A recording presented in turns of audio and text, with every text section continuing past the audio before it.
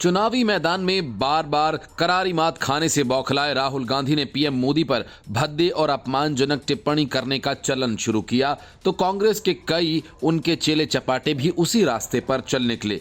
हालांकि इसी खेल में राहुल गांधी को एक बार लोकसभा की सदस्यता गंवानी पड़ी। हालांकि सुप्रीम कोर्ट की वजह से राहुल गांधी को फिर से सांसद तो बना दिया गया, लेकिन वह मामला अभी भी अदालत में लंबित है। राहुल गांधी का यही रोग कांग्रेस के प्रवक्ता पवन खेड़ा को लग गया। पवन खेड़ा तो पीएम मोदी से होते हुए उनके पिता तक जा पहुंचे। इस मामले में एफआईआर दर्ज की गई और इलाहाबाद हाई कोर्ट ने एफआईआर रद्द करने से इनकार कर दिया तो पवन खेड़ा दौड़े दौड़े सुप्रीम कोर्ट पहुंच गए, लेकिन सुप्रीम कोर्ट ने भी पवन खेड़ा को कोई राहत नहीं दी और एफआईआर रद्द करने से इनकार कर दिया। सुप्रीम कोर्ट के इस फैसले के बाद अब कांग्रेस नेता पवन खेड़ा को मुकदमे का सामना करना पड़ेगा। पवन खेड़ा ने इलाहाबाद हाईकोर्ट के फैसले को सुप्रीम कोर्ट में चुनौती दी थी। इलाहाबाद हाईकोर्ट ने पवन खेड़ा के खिलाफ दर्ज एफआईआर को रद्द करने से इनकार कर दिया था। पीएम मोदी पर आपत्तिजनक टिप्पणी के मामले में पवन खेड़ा के खिलाफ हजरतगंज थाने में मुकदमा दर्ज हुआ था। मुंबई में 17 फरवरी 2023 को प्रेस कॉन्फ्रेंस के दौरान पवन खेड़ा ने आपत्तिजनक टिप्पणी की थी। पवन खेड़ा ने प्रधानमंत्री नरेंद्र मोदी का पूरा नाम बोलते हुए उनके पिता का गलत नाम बोल दिया था। हालांकि उन्होंने गलती सुधारी भी, मगर बाद में फिर से गलत नाम लिया और तंज कस दिया। उस वक्त पवन खेड़ा के बयान पर खूब बवाल मचा था। इस विवादित बयान को लेकर बीजेपी ने हमला बोला था और बीजेपी ने कहा था कि जिस तरीके से कांग्रेस ने प्रधानमंत्री के पिता का मजाक उड़ाया है वो निंदनीय है। पवन खेड़ा ने उद्योगपति गौतम अडानी के समूह से जुड़े विवाद को लेकर सरकार की आलोचना करते हुए ये बयान दिया था। पीएम मोदी के खिलाफ आपत्तिजनक टिप्पणी को लेकर कांग्रेस प्रवक्ता पवन खेड़ा पिछले साल मुसीबत में फंस गए थे। पवन खेड़ा के खिलाफ उत्तर प्रदेश में 2 और असम में 1 एफआईआर दर्ज हुई। पिछले साल फरवरी महीने में पवन खेड़ा के इस आपत्तिजनक बयान की वजह से कांग्रेस नेता पवन खेड़ा को जयपुर रवाना होते वक्त दिल्ली हाईकोर्ट पर विमान में चढ़ने से उतारने के बाद असम पुलिस ने उन्हें गिरफ्तार कर लिया था। असम पुलिस के मुताबिक असम के दीमा हसाओ जिले के हाफलोंग थाने में कांग्रेस नेता पवन खेड़ा के खिलाफ दर्ज किया गया था मामला और इसके सिलसिले में पवन खेड़ा की रिमांड लेने के लिए असम पुलिस की एक टीम दिल्ली रवाना हुई।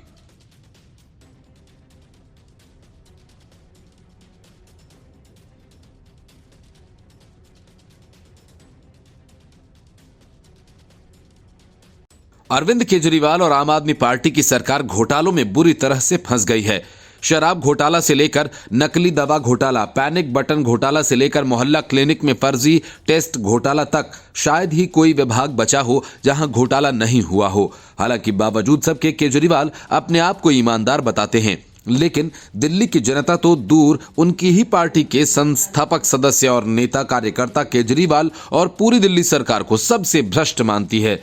नतीजा ये हुआ कि केजरीवाल जिस तरह से ईडी के समन से बचकर भाग रहे हैं और अंदर ही अंदर अपनी बीवी को सीएम बनाने की चालें चल रहे हैं, उससे पार्टी में विद्रोह की संभावना बनी हुई है। इस बीच आम आदमी पार्टी के कई संस्थापक सदस्यों, नेताओं और कार्यकर्ताओं ने आम आदमी पार्टी से इस्तीफा दे दिया और सारे के सारे बीजेपी में शामिल हो गए। बीजेपी के दिल्ली प्रदेश अध्यक्ष वीरेंद्र सचदेवा और प्रदेश महासचिव हर्ष मल्होत्रा की मौजूदगी में आम आदमी पार्टी के कई संस्थापक सदस्यों और कई वर्कर्स ने भारतीय जनता पार्टी की सदस्यता ग्रहण कर ली। बीजेपी की सदस्यता हासिल करने वालों में पूर्व लोकसभा प्रभारी और आम आदमी पार्टी के संस्थापक सदस्य उधम सिंह तोमर, नई दिल्ली जिले से संस्थापक सदस्य और ट्रेड विंग के प्रदेश संयुक्त सचिव सुधीर फोगाट, पार्टी के संस्थापक सदस्य मनोज कुमार धीरियान समेत कई दूसरे लीडर्स शामिल रहे, जिन्हें बीजेपी के प्रदेश अध्यक्ष ने पटका पहनाकर पार्टी में शामिल किया। आम आदमी पार्टी के इन सभी लीडर्स का बीजेपी में स्वागत करते हुए प्रदेश अध्यक्ष वीरेंद्र सचदेवा ने कहा, आज जिन सदस्यों ने बीजेपी ज्वाइन की उन सभी ने एक समय में अरविंद केजरीवाल के साथ संघर्ष करके पार्टी की स्थापना की थी, लेकिन आज वे सभी अरविंद केजरीवाल का साथ छोड़कर बीजेपी में शामिल हो गए हैं। उन्होंने कहा कि जिन लोगों ने मरकजी सरकार की नौकरियां छोड़कर, परिवार छोड़कर आम आदमी पार्टी ज्वाइन की थी, उन सभी के साथ केजरीवाल ने धोखा किया है। बीजेपी के दिल्ली प्रदेश अध्यक्ष वीरेंद्र सचदेवा यहीं नहीं रुके। उन्होंने अरविंद केजरीवाल को आड़े हाथों लेते हुए कहा कि जिन उद्देश्यों को साथ लेकर अरविंद केजरीवाल से ये लोग जुड़े थे, उन सभी को चोट पहुंची है। और अरविंद केजरीवाल और उनकी सरकार के एक एक करके कई मुखौटे उतरते गए। आम आदमी पार्टी का साथ छोड़कर बीजेपी में शामिल हुए उधम सिंह तोमर और सुधीर फोगाट ने कहा कि केजरीवाल ने आम आदमी पार्टी को भ्रष्टाचार की गंगोत्री बना डाला है और आज आप कार्यकर्ता विशेषकर युवा कुंठित है और धीरे धीरे उनका केजरीवाल से मोह भंग हो रहा है।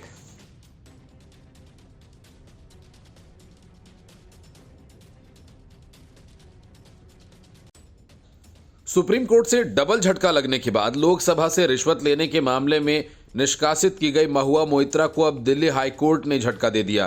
संसद की सदस्यता खत्म होने के बाद महुआ मोइत्रा सरकारी बंगला खाली करने को तैयार नहीं थी।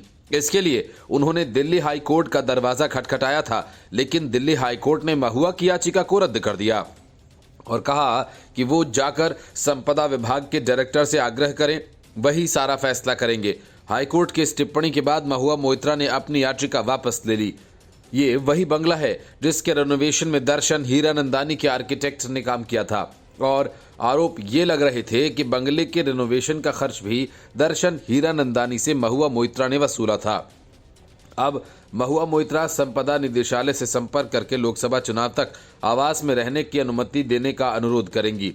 मोइत्रा का बयान सुनने के बाद न्यायमूर्ति सुब्रमण्यम प्रसाद की पीठ ने कहा कि सरकार कानून के तहत निर्णय करे। मोइत्रा ने संपदा निदेशालय द्वारा 7 जनवरी तक आवास खाली करने संबंधी आदेश को चुनौती दी थी।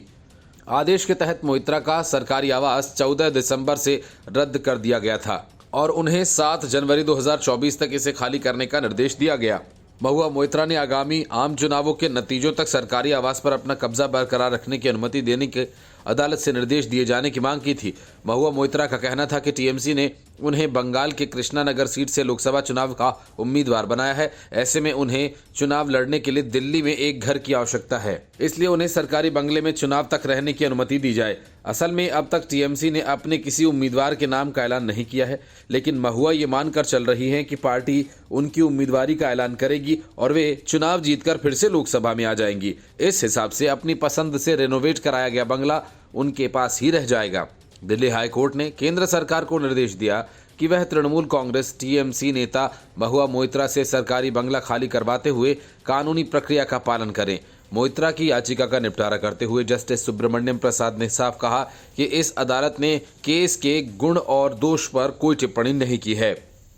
कोर्ट ने डायरेक्टर ऑफ एस्टेट से उम्मीद जताई है कि वो मामले में आदेश जारी करते हुए अपने विवेक का इस्तेमाल करेंगे।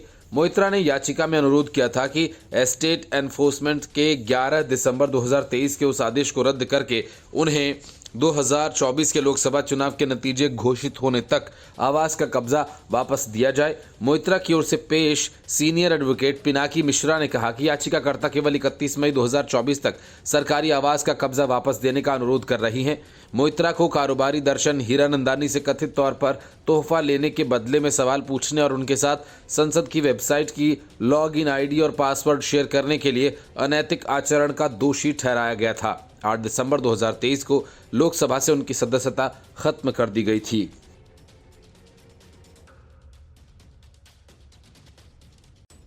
अरविंद केजरीवाल की सरकार अगर दिल्ली में कोई योजना शुरू करती है और फिर उसे विश्व में सबसे अच्छा बताती है तो उसके पीछे की मंशा घोटाला करने की होती है। दिल्ली की एजुकेशन से लेकर हेल्थ मॉडल में यही खेल हुआ। असल में जैसा शराब घोटाला में खुलासा हुआ, उस हिसाब से योजना बनाने से पहले उससे कमाने का रास्ता खोज लिया जाता है, कमीशन फिक्स कर लिया जाता है, तब जाकर योजना को अमल में लाया जाता है। जिस शराब घोटाला मामले में केजरीवाल फंसे हुए हैं उसमें भी यही हुआ और अब मोहल्ला क्लिनिक में हुए लैब टेस्ट घोटाले की तस्वीर भी यही कहानी सुना रही है। देखने में छोटे से मोहल्ला क्लिनिक के सहारे सैकड़ों करोड़ की कमीशन खोरी हो गई। आसानी से कोई इस बात पर भरोसा भी नहीं करेगा, लेकिन घोटाले का ताना बाना काफी शातिर तरीके से बुना गया। दिल्ली सरकार की महत्वाकांक्षी योजना मोहल्ला क्लिनिक की भी अब सीबीआई जांच की सिफारिश की जा चुकी है। एलजीवी के सक्सेना ने मोहल्ला क्लिनिक में कथित फर्जी लैब टेस्ट घोटाले की सीबीआई जांच की सिफारिश की है।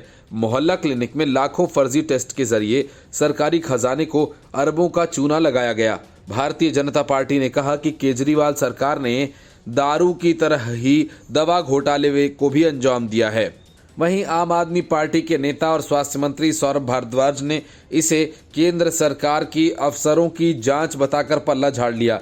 एलजी दफ्तर से जुड़े सूत्रों के मुताबिक दिल्ली के मोहल्ला क्लिनिक में होने वाले कई टेस्ट प्राइवेट लैब्स से कराए जाते हैं। इससे जुड़ी एक फाइल का निपटारा करते हुए दिसंबर 2022 में एलजीवी के सक्सेना ने इसकी जांच का आदेश दिया था। जांच में कथित तौर पर बड़े पैमाने पर गड़बड़ी सामने आई और पता चला कि जब कोई मरीज है ही नहीं तो फर्जी नामों पर फर्जी लैब टेस्ट कराए गए और सरकारी खजाने से अरबों रुपए टेस्ट लैब्स तक पहुंचाए गए, जो घूमकर आम आदमी पार्टी के कमीशनखोर नेताओं तक वापस पहुंच गए। दिल्ली सरकार ने मैसर्स एजिलस डायग्नोस्टिक लिमिटेड और Messrs metropolis health care limited को ठेका दिया है। एलजी दफ्तर से मिली जानकारी के मुताबिक जुलाई सितंबर 2023 के बीच मेट्रोपोलिस लैब्स के डेटा विश्लेषण से पता चला कि 3092 मरीजों के नाम के साथ मोबाइल नंबर 9999999999 दर्ज था। 111 मोबाइल नंबर्स ऐसे मिले जिनका इस्तेमाल 15 या इससे अधिक बार किया गया। इस लैब से कुल 85,615 टेस्ट कराए गए थे। मैसर्स एजिलस डायग्नोस्टिक्स लिमिटेड के डेटा में भी इसी तरह की गड़बड़ी मिली है। सूत्रों के मुताबिक 11,657 मरीजों के नाम अलग अलग थे, लेकिन मोबाइल नंबर 0 दर्ज था। 8,199 मरीजों के नाम के साथ कोई मोबाइल नंबर नहीं।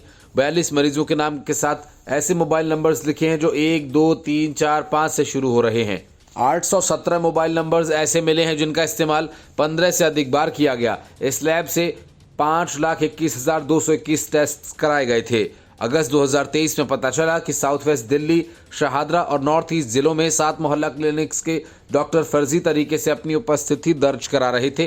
पहले से रिकॉर्ड वीडियो के जरिए मोहल्ला क्लिनिक के कर्मचारी उनकी उपस्थिति लगाते थे। इन क्लिनिक्स में नॉन मेडिकल स्टाफ मरीजों को दवा और टेस्ट लिखते थे और इन कर्मचारियों के खिलाफ एफआईआर दर्ज करके इन्हें हटाया जा चुका है।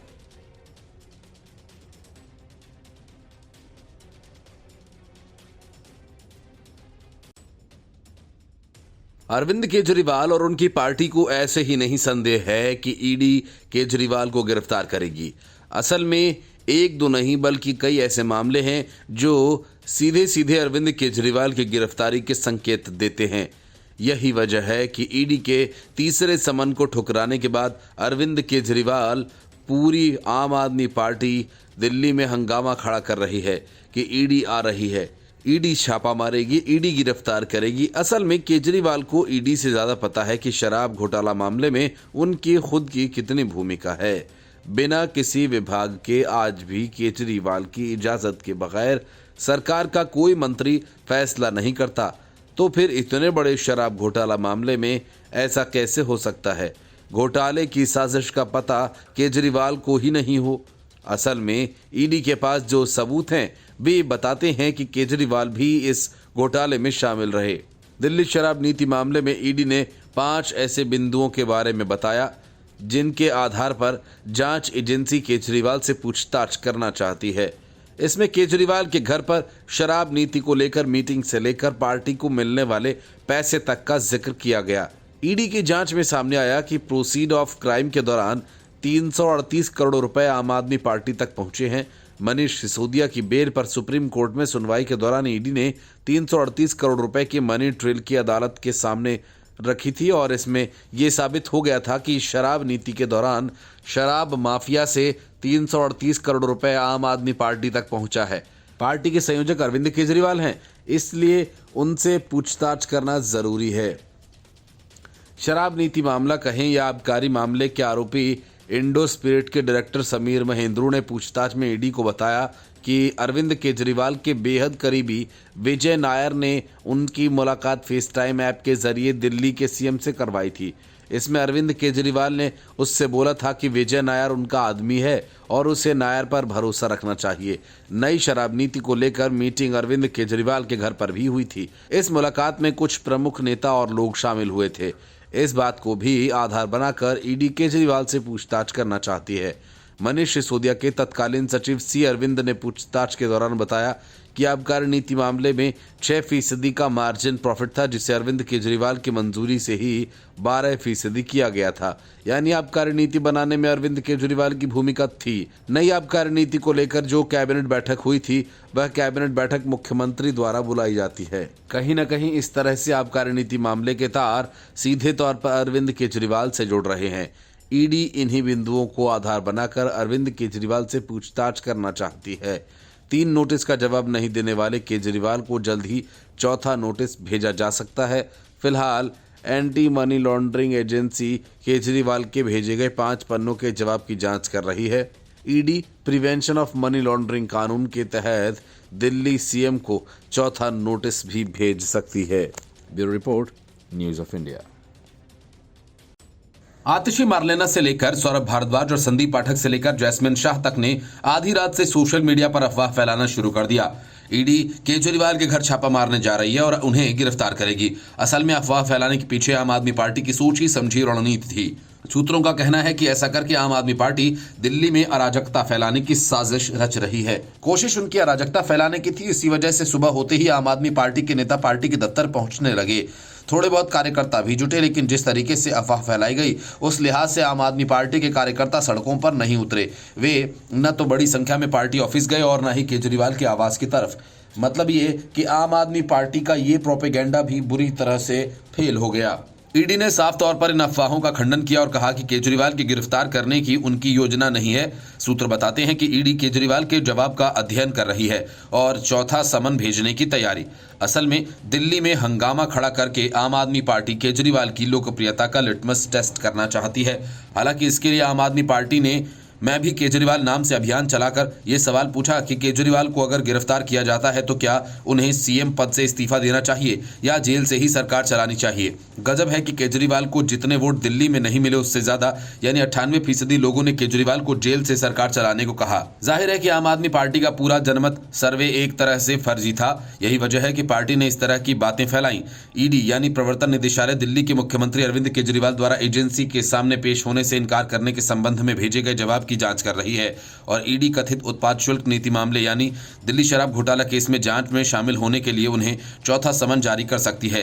आधिकारिक सूत्रों ने गुरुवार को बताया कि ईडी अरविंद केजरीवाल के आरोपों को खारिज कर सकती है। आम आदमी पार्टी के संयोजक अरविंद केजरीवाल ने तीसरी बार ईडी के सामने पेश होने से इनकार कर दिया था।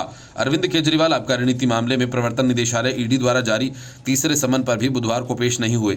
उन्होंने एक लिखित जवाब भेजकर नोटिस को अवैध बताया और आम आदमी पार्टी ने आरोप लगाया कि केजरीवाल को बार बार नोटिस भेजना लोकसभा चुनाव में चुनाव प्रचार से रोकने के लिए उन्हें गिरफ्तार करने की साजिश का हिस्सा है।